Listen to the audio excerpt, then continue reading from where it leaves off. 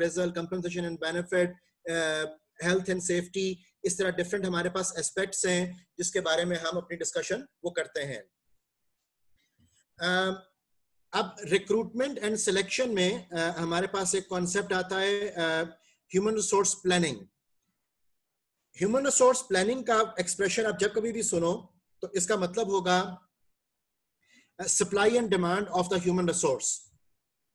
अब डिमांड को फोरकास्ट करने के लिए, demand for the human resource को फोरकास्ट करने के लिए हमारे पास डिफरेंट मेथड्स हैं, जैसे कि आप एक ट्रेंड लाइन डेवलप कर सकते हो, ट्रेंड एनालिसिस कर सकते हो, आप हिस्टोरिकल पर्सपेक्टिव में देख सकते हो कि जी माजी में हमने कितने लोगों को किस जरूरत के तहत हायर किया, आइंदा आपको कितने लोगों की जरूरत हो सकती है, रेशो एनालिसिस आप कर सकते हो। इस तरह हमारे पास डिफरेंट मेथड्स हैं जिससे कि हम डिमांड ऑफ ह्यूमन रिसोर्स को कैलकुलेट वो करते हैं।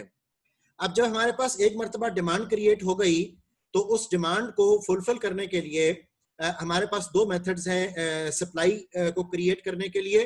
One is internal recruitment and other is external recruitment. Internal recruitment का मतलब ये है कि आप अपनी जॉब पोस्टिंग को within an organisation announce करोगे और ऑर्गेनाइजेशन के अंदर ही लोगों को रिलोकेट करके, ट्रांसफर करके, प्रमोशन करके आप अपनी उन जॉब वैकेंसीज को फिल करोगे।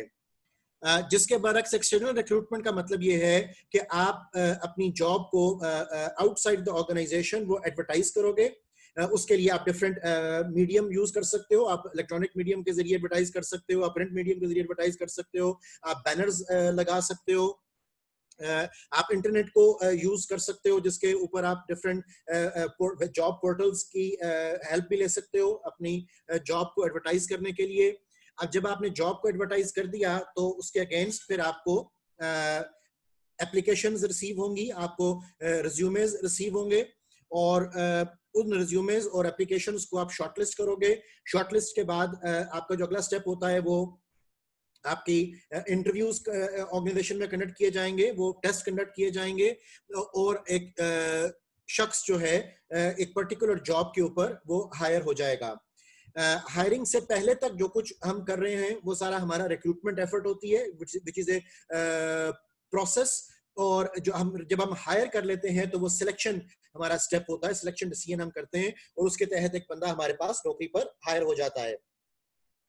अब हमने ये डिफाइन करना है कि वो जो शख्स जो हमारे पास हायर हुआ वो शख्स क्या जॉब रिक्वायरमेंट के मुताबिक है। इस बात को जाहिर है कि आप रिक्रूटमेंट प्रोसेस में भी इवैल्यूएट कर रहे होगे। इस चीज को कैलकुलेट करने के लिए हम एक टिपिकल सी इक्वेशन बनाते हैं कि उस शख्स के KSAOs, knowledge, skill, ability and other personality traits should be equal to TDR, task, duties and responsibilities.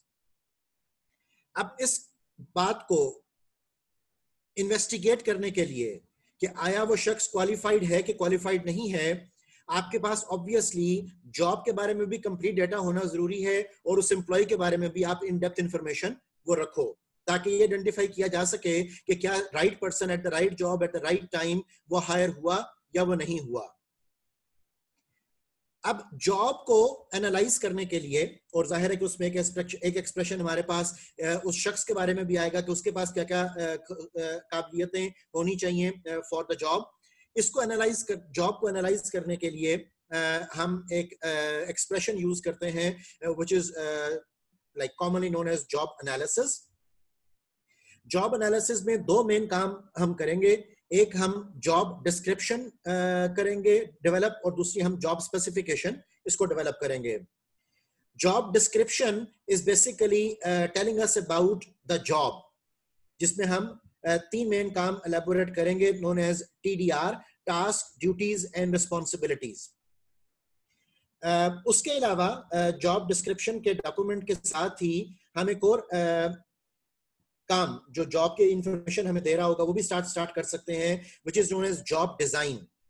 Job design में हमारे पास तीन चीजें आती हैं, वर्कर एनालिसिस, टास्क एनालिसिस और एनवायरनमेंट एनालिसिस। उसके अलावा एक जॉब से रिलेटेड हम उसके डिफरेंट एर्गोनॉमिकल एस्पेक्ट्स को भी एनालाइज कर सकते हैं कि उस जॉब को हम ज्यादा कंफर्ट के साथ कैसे डेवलप कर सकते हैं, उस जॉब के साथ हम सेटिस्फेक्शन को कैसे इंक्रीज कर सकते हैं, मोटिवेशन को कैसे लेकर आ सकते हैं।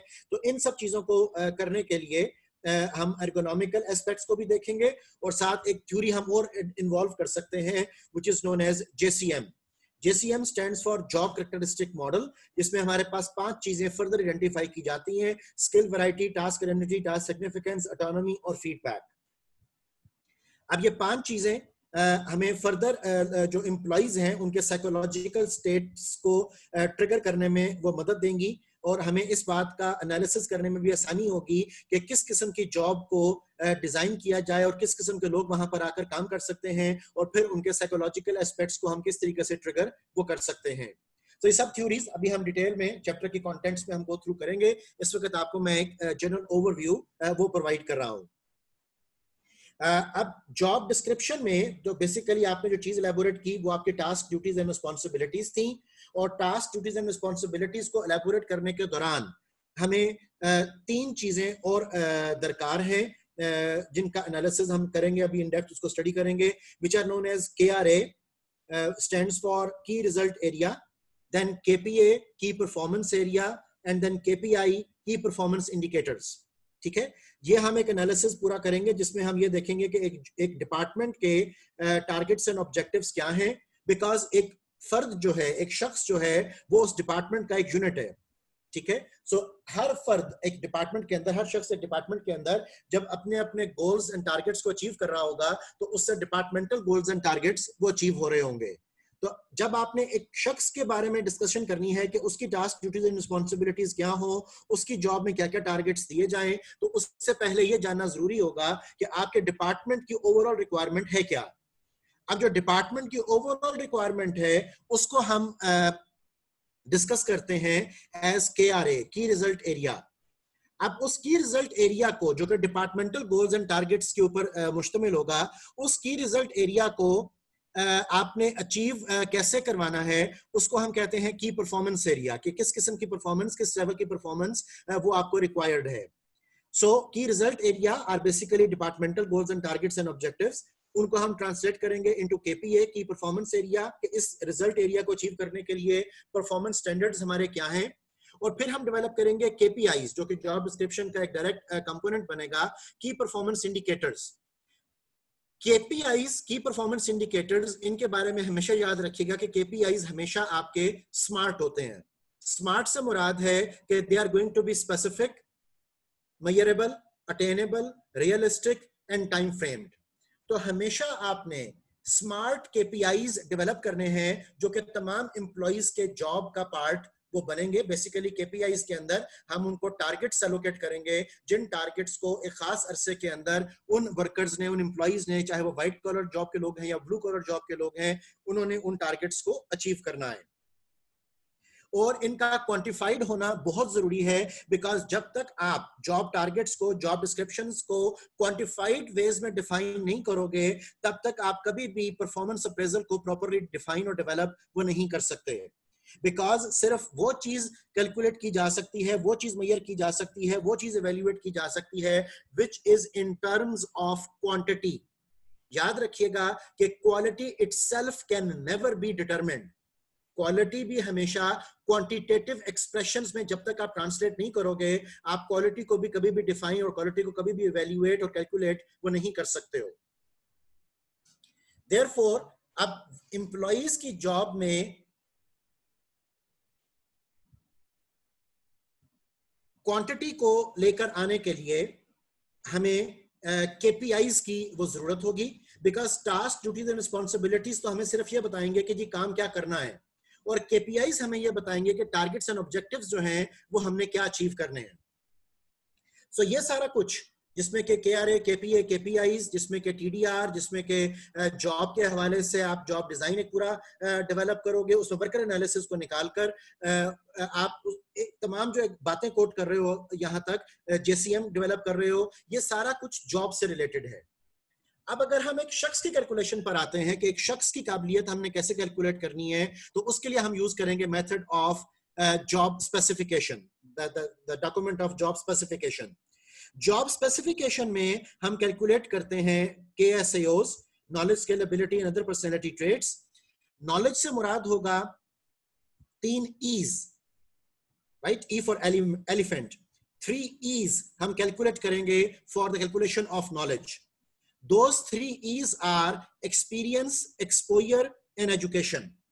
उसके बाद हम कैलकुलेट करेंगे एक शख्स की स्किल्स। स्किल्स में there are so many skills available, लेकिन उनको हम एक ब्रॉडर ग्रुप्स में डिवाइड कर लेते हैं। For example we can say कि जी स्किल्स में हम technical skill, conceptual skill, human skill, decision making skill, trouble handling skill, conflict management skill, इन चीजों को हम कैलकुलेट करेंगे। उसके बाद KSAOs में हमारे पास अगला एक्सप्रेशन आ गया एबिलिटी। एबिलिटी को बेटा हम 2 एस्पेक्ट्स में डिवाइड करते हैं, psychological ability and physiological ability. Physiological ability में वो शख्स उसके 5 सेंसेस, वो चल सकता है, वो मशीन पर काम कर सकता है, उसका ability to walk, talk, hear, ये सब कुछ उसका फिजिकल एबिलिटी में आ जाएगा। और साइकोलॉजिकल एबिलिटी को कैलकुलेट करने के लिए हमारे पास डिफरेंट एक्सप्रेशंस हैं, like we can go for calculating his IQ level, intelligence quotient, हम उसका EQ कैलकुलेट कर सकते हैं, इमोशनल क्वोशेंट, हम उसका SQ कैलकुलेट कर सकते हैं, सोशल क्वोशेंट। इस तरह से हम डिफरेंट उसके मेंटल एबिलिटीज, उसके साइकोलॉजिकल जो वर्किंग्स हैं, हम उसकी मेमोरी है, हम उसकी लॉजिकल एक्सप्लेनेशंस हैं, हम इन सब चीजों को एवेल्युएट कर सकते हैं इन IQ, EQ, SQ के एक्सप्रेशंस के साथ। ये उसकी एबिलिटीज हो गई। उसके बाद जब हम एक शख्स की पर्सनैलिटी के बारे में बात करेंगे तो हमारे पास डिफरेंट मेथड्स अवेलेबल हैं, टेस्ट अवेलेबल हैं, जिससे कि एक शख्स की पर्सनैलिटी को कैलकुलेट किया जाता है। उसमें हमारे पास बिग 5 एक एक्सप्रेशन आएगा, बिग 5 मॉडल हम यूज कर सकते हैं। हम MBTI, मेयर्सबर्ग टाइप इंडिकेटर, हम इसको यूज कर सकते हैं। हम type A, type B personality calculate कर सकते हैं। हम उस शख्स के बारे में लोकस ऑफ कंट्रोल, हम उसका मैकवेलिनिज्म स्कोर, हम उसके बारे में डिफरेंट उसकी सेल्फ एस्टीम की वैल्यू, उसकी शाइनेस की वैल्यू, इस तरह डिफरेंट चीजें हम कैलकुलेट कर सकते हैं, जिससे कि उसकी पर्सनैलिटी के बारे में हमें पता चले। अब पर्सनैलिटी को कैलकुलेट करना जरूरी क्यों है? उसकी मेन वजह यह है कि सपोजिटली आपको एक सेल्स के बंदे की जरूरत है, और जो शख्स आप हायर कर रहे हो वो नॉलेज में भी ठीक था, उसकी स्किल्स भी ठीक थी, उसकी एबिलिटीज भी ठीक है, लेकिन वो पर्सन जो है वो इंट्रोवर्ट पर्सनैलिटी का मालिक है।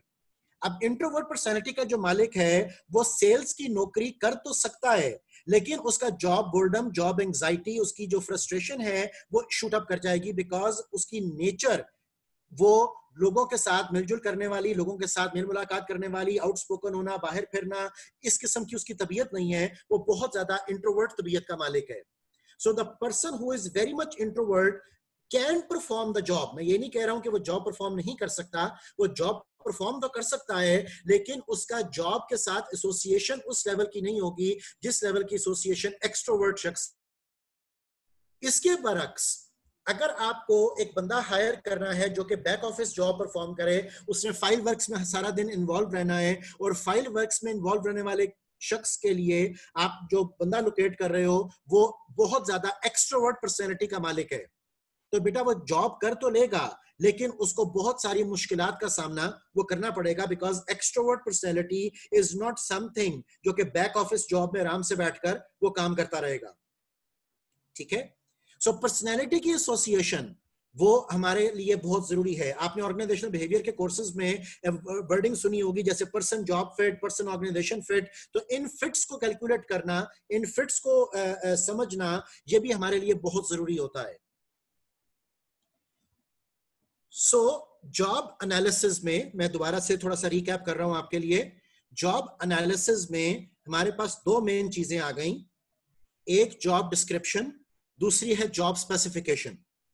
डिस्क्रिप्शन, उसमें हम TDR बयान करते हैं, और TDRs को बयान करने के लिए हम हेल्प लेंगे from the theory of KRA, KPA and KPI।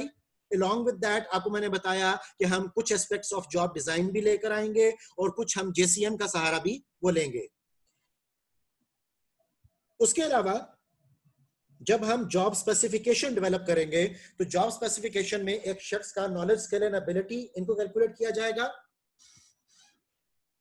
हम उसकी कंपिटेंसीज, अभी आपको मैं कंपिटेंसी फ्रेमवर्क भी बताऊंगा, हम उसकी कंपिटेंसीज को कैलकुलेट करेंगे और कंपिटेंसीज को देखकर उसके केआरए के उसके नॉलेज स्किल एंड एबिलिटी को देखकर हम उसकी जॉब स्पेसिफिकेशन की जो सारी डिटेल है वो डेवलप करते हैं। और ऑब्वियसली जॉब स्पेसिफिकेशन जो है वो आपकी जॉब डिस्क्रिप्शन के बराबर होनी चाहिए। यही हमने मेन थ्योरी बनाई थी, यही हमने मेन फार्मूला बनाया था कि TDR is equal to KSAOs। अब अगर आपके KSAOs आपके TDR से ज्यादा हैं, आपने जो शख्स हायर किया वो ज्यादा काबिलियत का मालिक है, तो इसको हम कहते हैं ओवर क्वालिफाइड। और अगर वो शख्स कम काबिलियत का मालिक है आपकी जॉब रिक्वायरमेंट से, तो उसको हम कहेंगे अंडर क्वालिफाइड। और एक ऑर्गेनाइजेशन के लिए ओवर क्वालिफाइड और अंडर क्वालिफाइड ये दोनों वो लोग हैं जो कि टेक्निकली रिक्वायर्ड नहीं होते। तो हमें वो लोग रिक्वायर्ड हैं, right person for the right job की डेफिनेशन ये है कि that person should be qualified. अभी का जो चैप्टर अभी हम शुरू करना जा रहे हैं, इस चैप्टर में आपको मैं जॉब एनालिसिस का एस्पेक्ट ऑफ जॉब डिस्क्रिप्शन यहां से शुरू करूंगा और with the passage of time हमारी फर्दर डिटेल्स जो हैं वो आती रहेंगी। यहां पर शुरू में in the start of the opening of the chapter मैंने एक कोटेशन एक रिसर्च पेपर से कोट की हुई है। It says that corporations need to shift the focus of their recruitment and training programs from flawed attribute checklists towards identifying and, if necessary, changing people's understanding of what jobs entail. ठीक है कि हमें इस सारे मामले को, recruitment को, selection को, रियलिस्टिक जॉब रिव्यू डेवलप करने के लिए हमें लोगों को बड़ा टेक्निकली लेकर चलना पड़ेगा। अदरवाइज जो एक जर्नल एक्सप्रेशन है कि जी आप एक शख्स को एक नजर में पहचान लेते हो, इसमें बेटा बहुत सारे फॉल्ट्स जो हैं, बहुत सारे इश्यूज जो हैं इसमें वो आ सकते हैं। एनीवे, हम अपने चैप्टर को अब शुरू कर रहे हैं और इस चैप्टर के स्टार्ट में हमारे पास सबसे पहले जो टॉपिक आ रहा है, that is that you have to start thinking about a job. आप अपने जहन में कोई भी सैंपल जॉब लेकर आ सकते हो, जिस सैंपल जॉब के बारे में हमें डिस्कशन जो है वो शुरू करनी है। सो मैंने एक जनरल डिस्कशन को लॉन्च करने के लिए एक सैंपल जॉब जो पिक की है, that is the job of a police officer. ठीक है, अब ये कोई भी शख्स हो सकता है, ये कोई अकाउंट्स का बंदा हो सकता है, मार्केटिंग का बंदा हो सकता है, कोई सर्विस सेंटर का बंदा हो सकता है, ये कोई डॉक्टर हो सकता है, इंजीनियर हो सकता है, it can be any person, right? So just to create an example and to start the discussion, I have picked up the job of a police officer.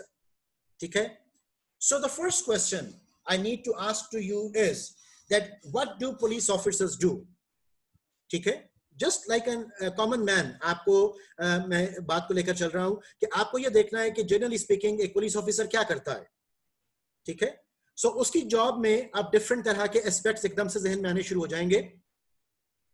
For example, police officer जो है वो मुजरिमों को पकड़ता है, police officer कुछ office work भी करता होगा, पुलिस ऑफिसर कुछ रिकॉर्ड कीपिंग भी करता होगा, पुलिस ऑफिसर को कहीं इन्वेस्टिगेशन के लिए भी जाना होगा। तो ये अब हमने जनरली एक पुलिस ऑफिसर को जहन में लाकर कुछ पॉइंट सोचे कि एक पुलिस ऑफिसर जनरली अपनी लाइफ में, अपनी जॉब ड्यूटी के वक्त में वो क्या काम करता है। ठीक है, सो जब आपने इन जनरल बातों को सोच लिया कि वर्क भी करता है, वो इन्वेस्टिगेशंस भी करता है, मुजरिमों को भी पकड़ता है, वो बहुत सारे इस तरह के काम जो कि सिक्योरिटी, पब्लिक सिक्योरिटी के लिए कहे जा रहे होंगे, उन सबको वो कर रहा होगा। तो अगला सवाल जो हमारे जहन में आता है वो ये है कि which of these things is most important? क्या ऑफिस वर्क सबसे इंपॉर्टेंट है? क्या आपकी FIR काटना सबसे इंपॉर्टेंट है? क्या मुजरिमों के पीछे भागना सबसे इंपॉर्टेंट है? क्या चौक में खड़े होकर कोई ड्यूटी देना सबसे इंपॉर्टेंट है? ठीक है, तो यहां पर बेटा याद रखो कि जब आप किसी भी जॉब के बारे में एक लिस्ट ऑफ टास्क्स सोच लेते हो, बना लेते हो कि जनाब ये तमाम चीजें हैं जिसमें, जिनके हवाले से शख्स काम कर सकता है, तो अब आपको उस लिस्ट ऑफ टास्क को हायरार्की ऑफ प्रायोरिटी में कन्वर्ट करना है। हायरार्की ऑफ प्रायोरिटी का मतलब यह है कि उन तमाम टास्क को प्रायोरिटाइज करें कि कौन सा टास्क उसकी जॉब ड्यूटी में सबसे इंपॉर्टेंट है, फिर कौन सा टास्क आएगा, फिर कौन सा टास्क आएगा, फिर कौन सा टास्क आएगा। ठीक है, अब फॉर एग्जाम्पल अगर हम पहले 2 पॉइंट्स की बात करें कि उसकी जॉब में क्या कुछ शामिल है और उसकी जॉब में हायरार्की ऑफ प्रायोरिटी हम टास्क की कैसे बनाएंगे, सो इस मकसद के लिए बेटा हमें जरूरत होगी हेल्प, हमें सब हेल्प दे सकता है, उसको हम कहते हैं SME stands for subject matter expert. Subject matter expert वो शख्स होता है जो उस शोबा है जिंदगी का, उस फील्ड का एक्सपर्ट हो और उसने वहां खुद भी काम किया हो या लोगों से काम करवाया हो और वो समझता हो कि एक जॉब के अंदर क्या कुछ परफॉर्म करना होता है और एक जॉब ड्यूटीज में क्या कुछ शामिल है और उसमें हम हायरार्की ऑफ प्रायोरिटी, उसमें हम तरजीहात वो किस तरीके से तय कर सकते हैं। इसके अलावा जनरल HRM के कोर्स में आप लोगों ने पढ़ा होगा कि एक जॉब के बारे में डाटा कलेक्ट करने के लिए कि एक जॉब में क्या कुछ करना होता है, हमारे पास जो मेथड्स हैं वो 4 आमतौर पे हम थ्योरी में डिस्कस करते हैं। पहला मेथड है आपका ऑब्जर्वेशन, कि आप वहां पर जाकर उस जॉब को टेक्निकली ऑब्जर्व करो, वहां से लिस्ट बना लो। दूसरा मेथड है हमारे पास इंटरव्यू, तीसरा मेथड है हमारे पास क्वेश्चनर और चौथा मेथड है हमारे पास पार्टिसिपेंट डायरी एंड लॉग्स। ठीक है, सो ये डिफरेंट हमारे पास मेथड्स हैं जिनसे कि हम जॉब रिलेटेड इंफॉर्मेशन उसको कलेक्ट करते हैं। ठीक है, अभी हम इसकी डिटेल आगे चैप्टर में 1 बाय 1 डिस्कस भी करेंगे। सो 2 बातें बेटा अभी तक हमारी डिस्कस हुई। एक, हमने जॉब को देखा कि उस जॉब में होता क्या है, और दूसरी बात यह कि उस जॉब से रिलेटेड आपको एक hierarchy of priority of the tasks उसको डेवलप करना है। तीसरी चीज वो कहता है कि how hard is it to learn these things. ठीक है, अब हमने ये तो डिफाइन कर लिया कि जनाब ABCD काम जो है वो आपको इस जॉब में करने और ABCD is the hierarchy of priority. अब अगली बात यह है कि अगर लोगों को आपने वो काम सिखाने हैं तो उनको काम को सिखाना कितना आसान और कितना डिफिकल्ट होगा। जाहिर है ये इस बात पर डिपेंड करेगा कि उनके पास मौजूदा नॉलेज स्किल एंड एबिलिटीज का लेवल क्या है। अगर तो उनके पास मौजूदा नॉलेज स्किल्स एंड एबिलिटीज उन जॉब रिक्वायरमेंट्स के मुताबिक हैं, फिर तो कुछ काम सिखाना भी मुश्किल नहीं है, ट्रेनिंग एंड डेवलपमेंट की भी जरूरत एज सच नहीं होगी।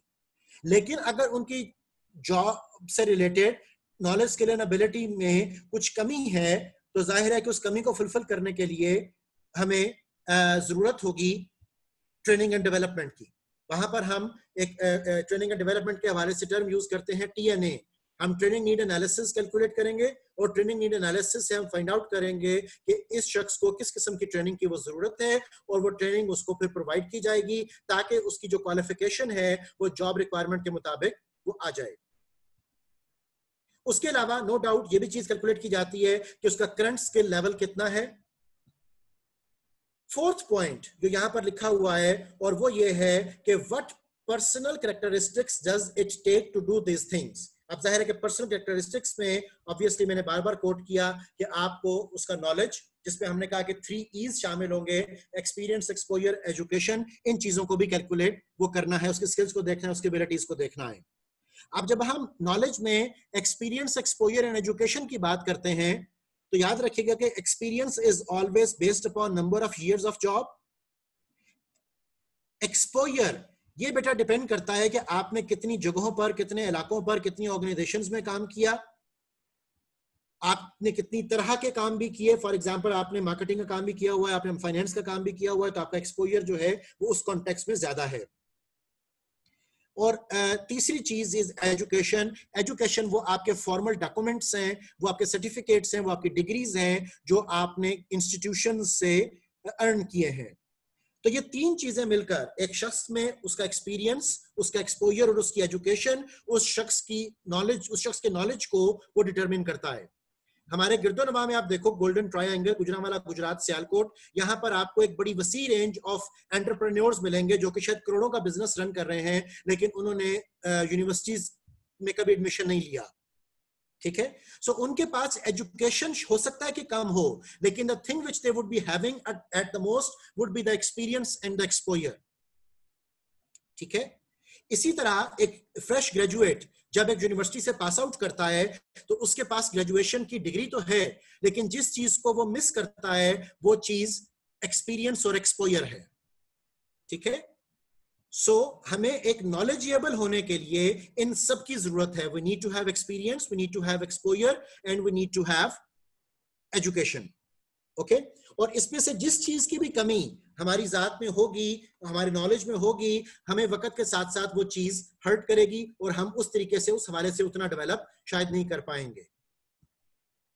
सो अभी on in first slide, in the opening slide, हमने देखा कि एक जॉब को आप किस तरह से ऑब्जर्व करते हो, फिर हमने देखा कि आप उसमें हायरार्की ऑफ प्रायोरिटी कैसे बनाते हो, फिर हमने देखा कि जो आपने टास्क डिफाइन किए हैं उन टास्क को लर्न करने के लिए आपको किन किन चीजों की जरूरत है, आपको नॉलेज स्किल एंड एबिलिटीज की जरूरत है, और उसके बाद हम आहिस्ता आहिस्ता अपनी फॉर्मेलिटीज में डेवलप करते जाएंगे कि इन तमाम डॉक्यूमेंट्स को आपने किस तरीके से डेवलप करना है। हमारी मीटिंग का सेशन टाइम जो है बेटा वो अभी खत्म हो रहा है। आप नेक्स्ट मीटिंग को अभी ज्वाइन करोगे, अमाद आपको गाइड कर देंगे कि आपने नेक्स्ट मीटिंग को कैसे ज्वाइन करना है।